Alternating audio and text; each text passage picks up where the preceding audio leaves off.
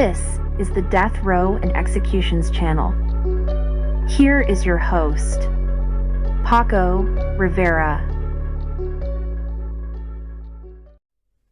Welcome back to the Death Row and Executions channel, and thank you for watching.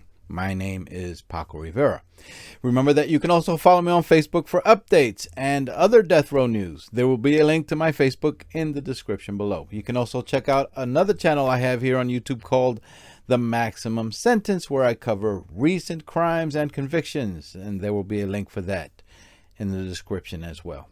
As I mentioned in a video that came out on this channel last week, there are 2 executions scheduled for October 17th. One is Robert Roberson for the murder of his daughter, the case that I profiled last week.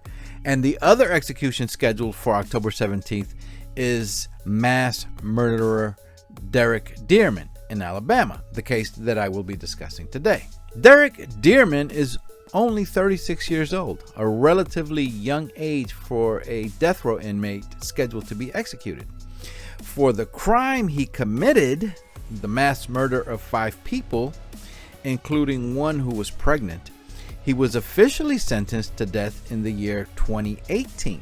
So he's been on death row about 6 years, which is also comparatively, at least in recent times, a very short span of time spent on death row prior to execution. It should also be noted that Derrick Dearman had requested of the judge at his sentencing hearing that the state expedite his execution and that he refuses to file any appeals to stop it. Dearman was charged, convicted, and sentenced to death for the mass murder of 5 adults in a home at the 1700 block of Jim Platt Road in Citronelle, Alabama. Because one of the victims, a woman, was 5 months pregnant, which in Alabama counts as another life, Dearman was actually charged with 6 murders. 8 years ago, sometime around fall of the year 2016, a woman named Lynetta Lester arrived at the home of her brother, Joseph Adam Turner, who everyone knows as Adam, in Citronelle, Alabama, to get away from her abusive boyfriend, Derrick Dearman. Dearman would eventually learn where Lynetta was hiding, and on August 19th of that year, 2016, he arrived at the home in Citronelle during the early evening hours. Several times that night, he returned to the house, knocked on the door, and asked to speak to Lynetta, but he was not allowed to do so. At about 1 o'clock in the morning, someone in the home believed they saw someone lurking in the woods near the home and suspected that it was Derrick Dearman. 911 was called, but the area was searched and he was not found. At about 4 o'clock in the morning, now August 20th, everyone in the home was asleep. There were 6 adults in that house and a baby. Lynetta's brother Joseph, who, as I said, everyone called Adam, and his wife Shannon, and their 3-month-old son. There was another married couple there named Justin and Chelsea Reed. Chelsea was 5 months pregnant. And there was another family member in the home named Robert Lee Brown.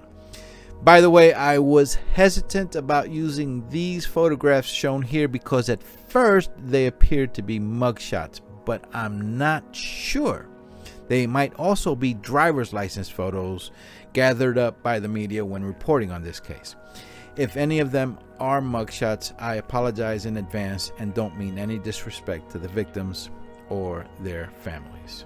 Derrick Dearman was able to break into the home in Citronelle undetected by sliding open a glass door, and while using an axe in some cases and a gun in others, Derrick Dearman proceeded to kill everyone in the house while they were sleeping, except for his now estranged girlfriend in hiding, Lynetta Lester. He also spared the life of her nephew, her brother's baby. Dearman then proceeded to kidnap his girlfriend and the child and drove them back to his father's house in Leakesville, Mississippi, about 30 miles away from the home in Alabama where the mass murder occurred.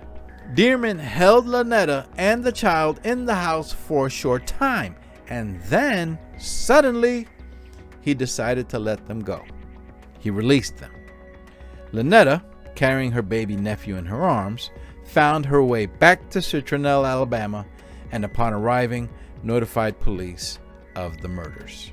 At about the same time, Dearman had told his father everything that had occurred, and his father convinced him to turn himself in, and that's exactly what he did. He made his way to the Greene County, Mississippi police station and told police that the night before he was heavily inebriated from methamphetamine and hadn't realized what he had done until the next morning when the drugs in his system were wearing down. So while he admits to everything he had done, in the end he blamed the whole thing on drugs affecting his mind. Drugs making me think things is not really there happening.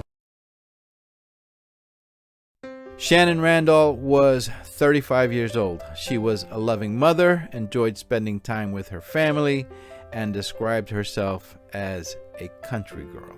Shannon's husband, Joseph Turner, Adam, was 25 and also a native of Citronelle, Alabama. Joseph enjoyed hunting, fishing, mud riding, but most of all, he loved being a father. Robert Lee Brown was Shannon Randall's brother.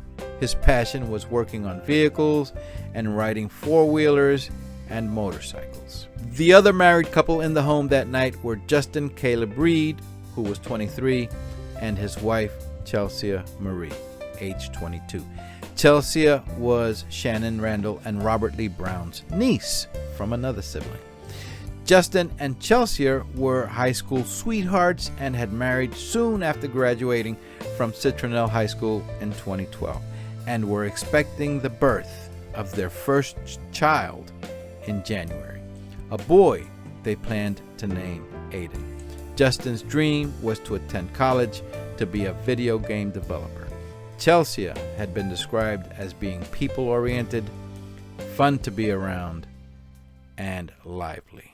Something that later became a bit of a mystery. About 2 weeks after the murders, the house in Citronelle where the murders occurred had burned down to the ground.